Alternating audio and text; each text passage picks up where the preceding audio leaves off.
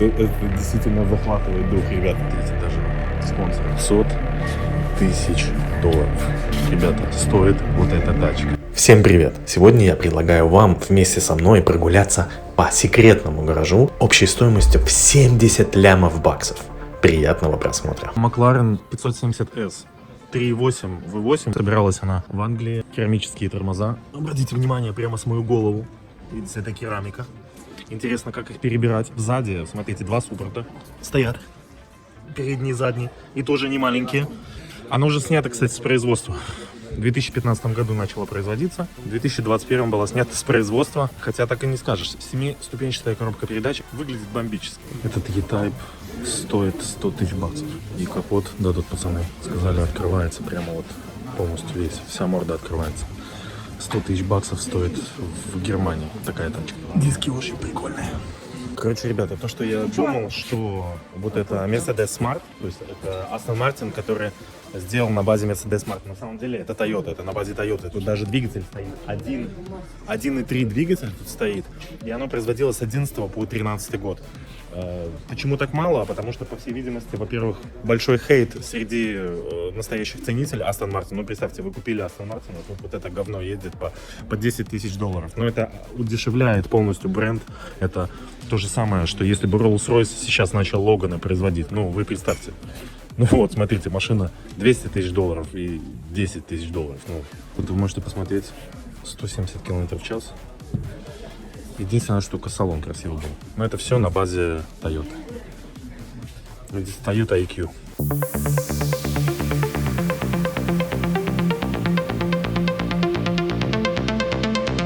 Одной из самых интересных игр у меня был Need for Speed Porsche.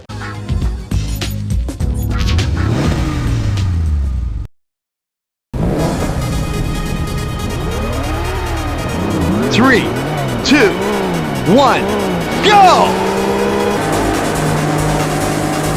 Там, где можно было ездить на Porsche. И вот такие модели, не конкретно это, а вообще старые Porsche, это были самые, ну я считаю, их одни из самых красивых вообще автомобилей. Вы только гляньте, какой дактейл, вы гляньте, охлаждение идет отсюда, двигатель установлен сзади, в бокстере, вообще посередине, что дает возможность нормальной развесовки. Охлаждение как у москвича, но тем не менее это турбо. Вы гляньте, насколько широкие вот эти арки, насколько классно тачка смотрится. Я, конечно, посмотрю, сколько она стоит, но это экземпляры, которые постоянно растут в цене. Я думаю, как минимум, такая машина может стоить запросто больше 100 тысяч долларов на рынке. О, смотрите, линзованная оптика. Как вам такое? В 91 году. Офигенная просто. Это вообще, насколько я понимаю, какая-то гоночная. Вау! Офигеть, вот это колеса. Вы гляньте, какие. Вот эти блоки, они маленькими, если вы видите, маленькими шурупами прикручиваются и расширяет полностью колесо. Сложно представить, каким ты должен быть человеком в 91 году для того, чтобы ездить на таких тачках. Наверное, ты должен быть как минимум Пабло Эскобара. Потом, после тяжелого трудового дня, приходить домой, садиться за бутылочкой пива, за свой iMac и смотреть любимые фильмы. Обратите внимание, тогда были лазерные мышки. Я даже представить не могу, насколько это было круто. Видите, все продумано. Есть специальная ручка, чтобы носить его. А это следующая модификация. Тоже мышка, оригинальные колонки. Можно даже видеть, какая была оболочка. Когда у вас были здоровые системные блоки на полкомнаты, тут это выглядело именно так. Смотрите, вот этот турбач, вот этот, стоит 200 тысяч баксов. 4 литра, 3,6, разгон, 289 километров в час. Кстати, разгоняется за 4,8. А вот обратите внимание, я был удивлен, потому что вот эта же модель, смотрите, вот эта модель Carrera стоит... Так, зачем выключил? 2 миллиона злотых. 500 тысяч долларов. Ребята, стоит вот эта тачка. Не фанат ралли-темы, но я знаю, что вот это Lancia Delta Integrale. Это очень-очень сильно крутая тачка. Потому что за ними гонялись, они стали очень сильно популярными. Вот. И поэтому ее цена 250 тысяч долларов. Представьте, этот экземпляр настоящий, оригинальный. 4х4. В 94 году итальянцы умели делать, потому что если сейчас посмотришь на модельный ряд Лянча, то там полное дерьмище. Можете сами зайти в интернет и посмотреть. Тогда, конечно, было другое время. Видите, даже спонсора Хлада затесалось. Нет, это Формула 3, это не Формула 1. О, это Лиман. Смотрите, офигеть. Это действительно захватывает дух, ребята. Мне надо было свой Мерседес так красить.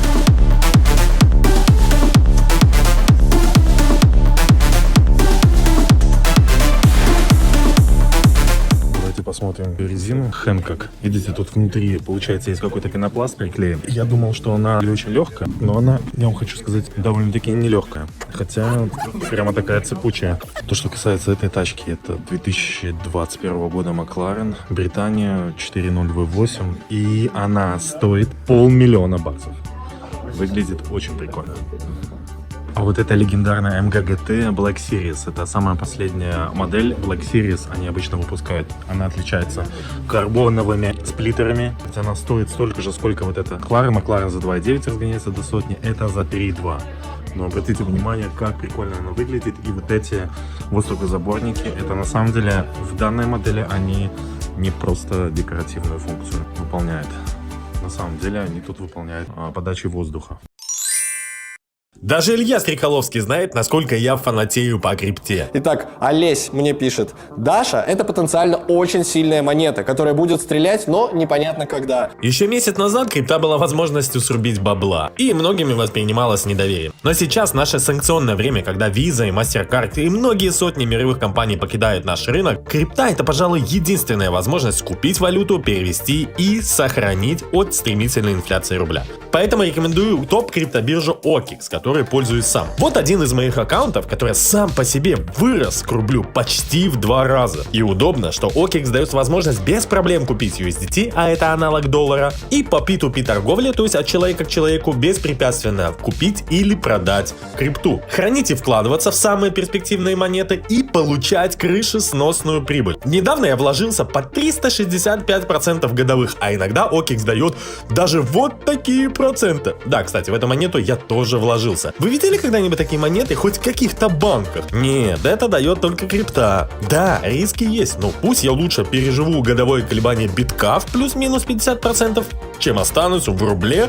Так что переходите по ссылке, получите бонус $10 за первое пополнение счета и бесплатное обучение в криптоакадемии и демо-счете. И хотите не хотите, крипта уже постучалась к нам в дверь, и она обязательно станет еще более популярной, как когда-то, к примеру, совершенно недавно стал популярен Apple Pay, платежи с мобильных телефонов. В любом случае, нужно в этом разобраться. И биржа OKX, и мой второй канал вам в этом помогут. Все ссылочки в описании.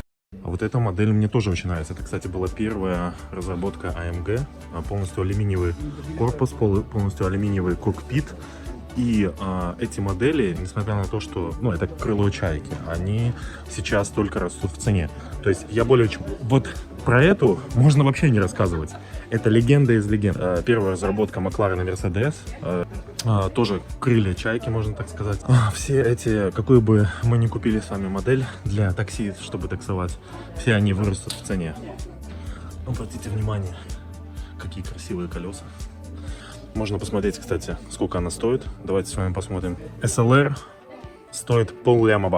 $500 000, кстати, я неправильно сказал, 5.5 компрессор. Тут за 3.8 едет. Да, 5.5 компрессор. А давайте посмотрим, сколько стоит SLS. $250 000. 10-й год. Напишите в комментариях, какую машину бы из этих всех вы взяли. Мерседес имеет вид, согласитесь. Сейчас вы посмотрите вообще красоту. $750 000, 6.5 V12, полный привод, разгон до сотни, 2.8, 350 км в час. И это Lamborghini Aventador. Вот это просто дичь. Вы только гляньте, насколько эта котлета большая. Это просто пиздец. Я вам хочу сказать, что она выглядит, конечно, красивее, чем Mercedes. Многие могут не согласиться, но это на самом деле гиперкар. Это очень красиво. Посмотрите, еще один стоит. Это очень красиво. Давайте посмотрим, что это такое. Это Huracan 5,2 литра. Стоит $500 000. Видите фотки с Варшавы. Выглядит тоже очень классно. Mercedes Maybach, ребят. Конечно, меня смущают эти диски. машина, конечно, S-класс. Выглядит так интересно.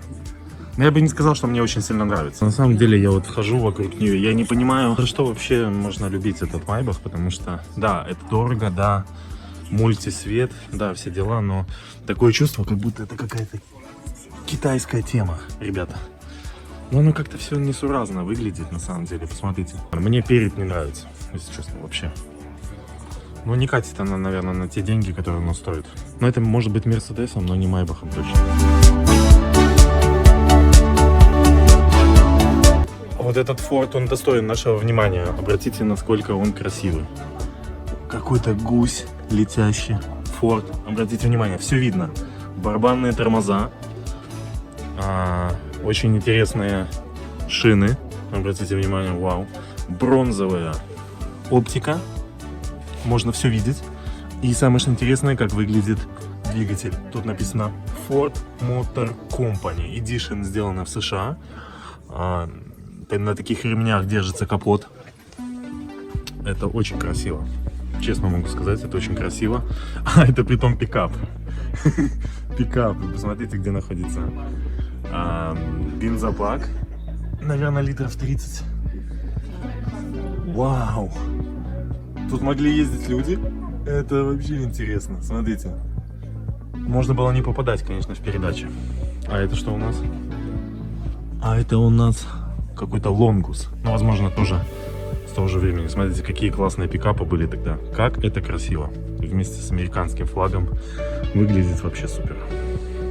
Я, честно признаюсь, небольшой поклонник Ferrari, но вот это первая модель, которая была использована двигатель внутреннего сгорания и электрическая часть. И они были очень сильно косячными, потому что если долго вы не используете эту модель, я про них смотрел обзор, и не ставите ее на подзарядку, то она потом рано или поздно не заведется и будет проблемы с электрической частью. Заплатил $500 000 и все равно ебешься с этой машиной.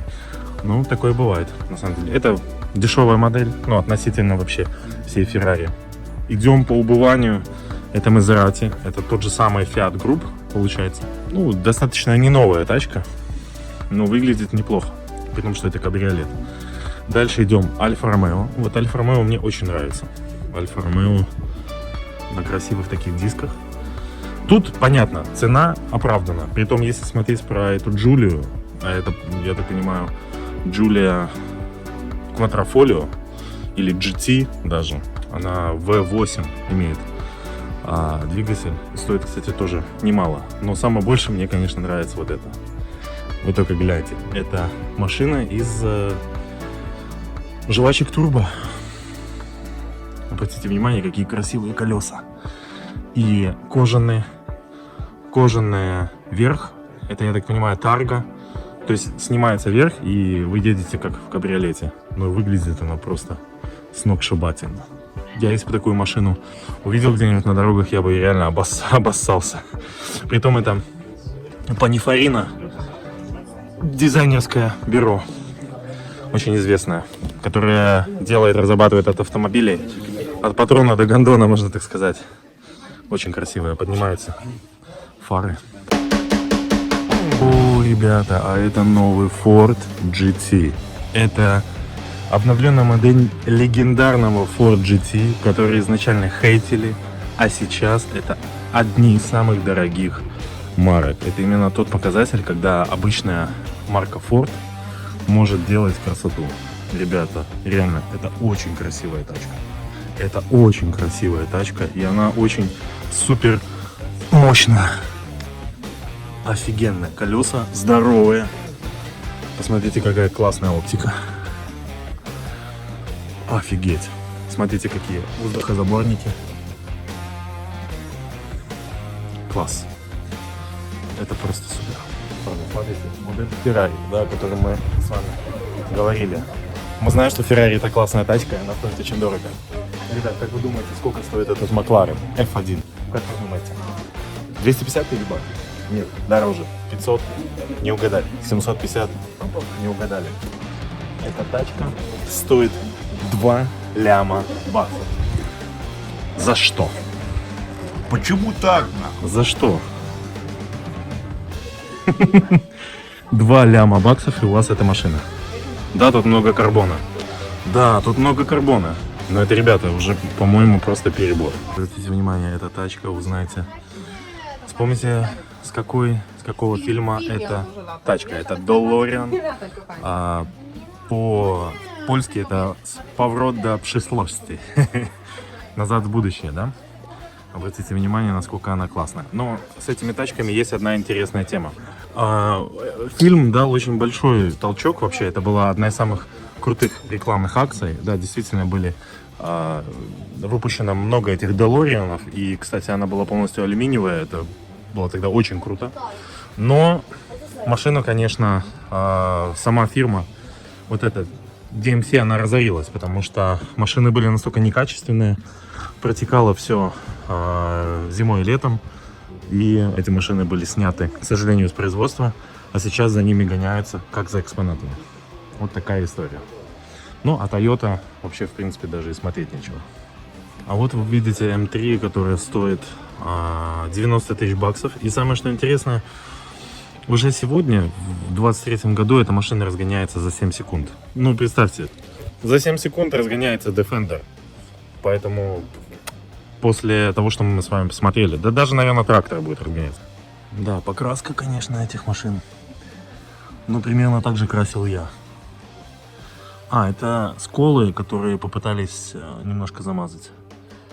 Ну, модель не новая, поэтому, в принципе, ей позволено. Ну, трактор Беларусь. Можете видеть. Вот на таком наши деды воевали и покоряли целину. Гали, а пара трупер, нам с тобою было супер. Помните? Именно тогда она стала очень сильно популярна. А вот это, как вы понимаете, Nissan GT-R, который стал популярен, как он рвал вообще все, потому что тут полный привод 3.8, 3.6, по-моему, мотор. Вместо того, чтобы, Nissan обанкротиться, они решили вложиться как в спасательный круг, как когда-то Porsche вложился в Boxster и в Cayenne, что вытянуло всю марку. Также и Nissan вложился в GT-R и за счет этого поднял очень сильно свое производство. А потом, конечно же, продался Renault. Ну, такова жизнь, таков рынок. Вот Defender, вот представьте, Defender, у него такой владелец карлик, видите. И представьте, на таком Defender куда-нибудь поехать по грибы, куда-нибудь поехать в болото. Это старый Defender, который, наверное, пройдет где угодно, потому что у него такие классные колеса, здоровые. А вот это уже новый. Обратите внимание, насколько классно он выглядит. Давайте посмотрим, сколько он. V8. Стоит он 150 тысяч баксов. V8 5.0. 240 разгоняет. За 5.2 я вам сказал, что он быстрее, чем МК. И обратите внимание, как он прикольно выглядит. Я, кстати, на таком ездил. Один раз я в Минске одного пьяного человека, как трезвый водитель, я доставлял в один интересный город. Но я ездил на дизельном, а это, обратите внимание, какая у нас классная подвеска. Ну супер, колеса просто здоровенные.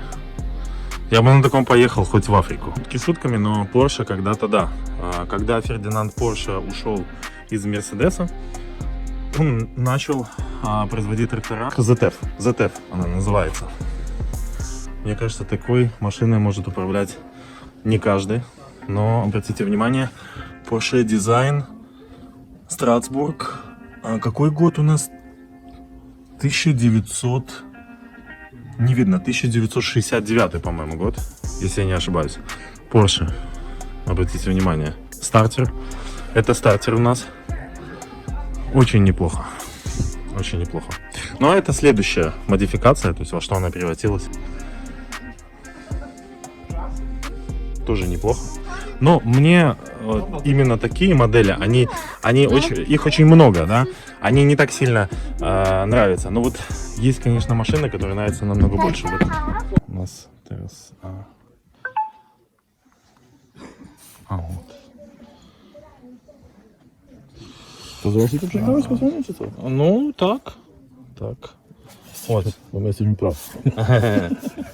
Ну, dobrze, mnie jest dwa kanała. No. Na pierwszy, na drugi. Dziękuję. No jasne. Dziękuję. Плюс один подписчик.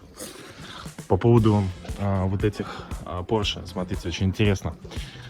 Вот это одни из таких, это не новые, но одни из таких новеньких, да. Но очень интересно по поводу этой модели. Когда она вышла, ее очень сильно захейтили за счет того, что Porsche позволил себе изменить оригинальный, именно классический вид фар. Видите, они сделали такие расплывчатую яичницу. Но я вам хочу сказать, изначально эти машины были одни из самых дешевых в линии Porsche, но сейчас за ними также охотятся. Вот как интересно меняется вообще мир. Офигенный Ford, офигенный. Ford Mustang или что? Ребята, смотрите, какая красота. Он такой здоровый, просто. Это столько на него ушло металла. Это вообще офигеть. А это у нас Chevrolet, насколько я понимаю. Chevrolet Camaro. И вот это два конкурента. Они конкурировали очень сильно в свое время. И что то. Посмотрите, насколько большой капот. Очень круто. Компрессорные моторы по 7-8 литров сюда ставились, наверное. В 98 году мне попал какой-то журнал за рулем, по-моему, и там я увидел Dodge Viper. И я влюбился в эту машину, потому что она тогда разгоняла самое большое количество километров в час. То есть тут 10-цилиндровый мотор Viper RT, обратите внимание. Смотрите, очень прикольно, снимается вверх. А внутри, кроме кожи, ничего особенного, да? Но это мы говорим сейчас, так. А эта машина, возможно, выпускалась там в 96-м году. И для 96-го года это было очень классно. Обратите внимание, тут вообще какой-то термометр или что это такое? Напишите в комментариях, я просто не понимаю, зачем тут термометр. Это круто. Смотрите, вот еще один Viper. Это у нас обновленный, насколько я понимаю. Ну, а вот это у нас уже Chevrolet Corvette. Chevrolet Corvette — это тоже очень интересная модель. И мне больше нравятся старые, потому что в Need for Speed именно на старых гонял. Но новые тоже очень неплохо выглядят. Кстати, стоят они относительно недорого, относительно гиперкаров. Вот, Stingray. Ну, тут они стоят, показано, почти $200 тысяч, да, но на самом деле в Америке они стоят намного дешевле. Давайте посмотрим про Dodge Viper. Да, 8-цилиндровый, кстати, 8-цилиндровый V10, который разгонялся всего лишь навсего за 4,2 секунды. Ford Hot Rod, который мы видели до этого, 3.6 двигатель V8, и разгонялся до 65 км в час. Но это 32 год, ребят.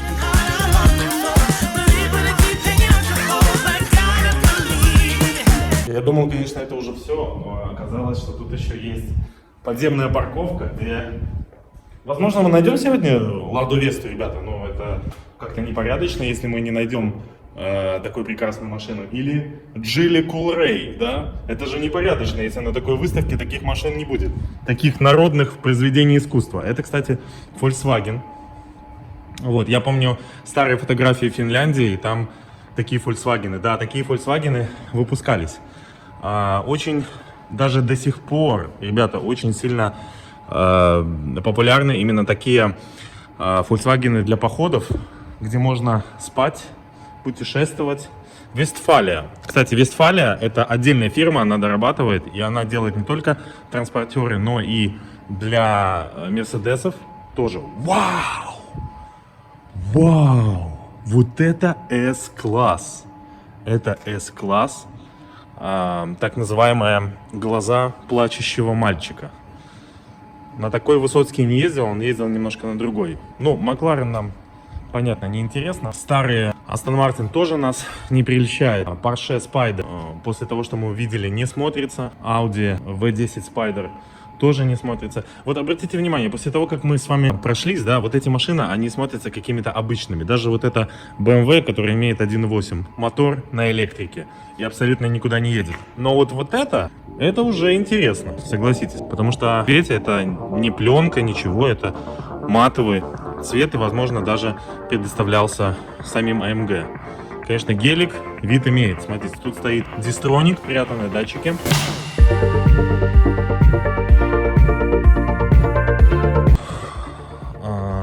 Porsche, а вот это я вообще не понимаю, как сюда попало. Но, по всей видимости, с ралли. С ралли. О! Илон, привет! Как дела?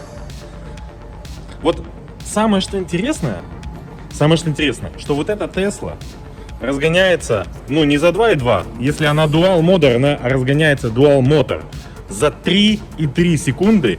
И она, половина вот этого автопарка, она натянет. Вот эта батарейка, вот эта электричка, она натянет половину. Притом это обычная Tesla, которая стоит, ну дай бог, если она в Америке стоит там 23-25 тысяч. Такая бэушная, новая, да, она немножко подороже. Вот эта Tesla обновленная стоит, конечно, дороже. Но если это плаг, а это не плаг, то она разгоняется за... Да, она может разгоняться за 3 секунды. Но обратите внимание, как она по-уродски поклеена. Смотрите, обратите внимание на ручки. Такое чувство, что красились с баллончика. Смотрите, даже нормально не затерли. Так что тут тоже есть свои нюансы. Ну, битая была куплена с Америки, это 100%. Но это, кстати, года 12 или 14. Это у нас,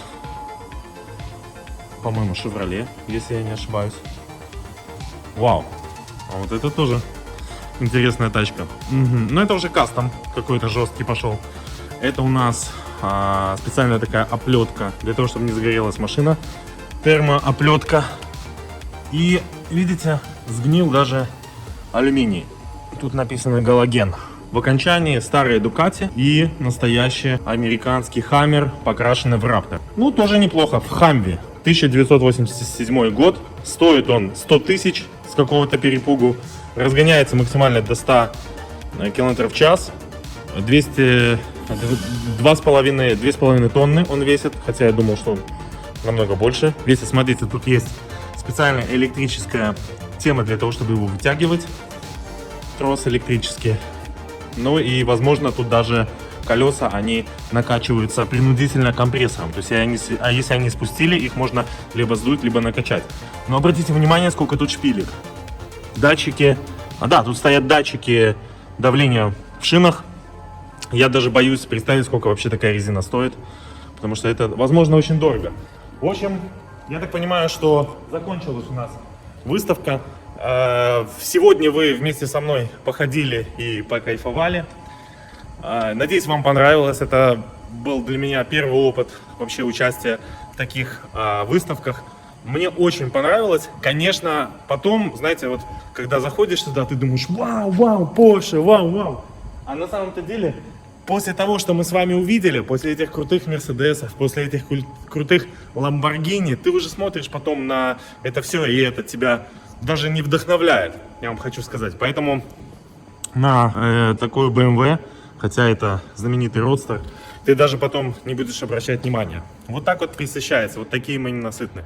Поэтому спасибо, что посмотрели это видео. Надеюсь, если вы являетесь любителем экзотических автомобилей, вам понравилось.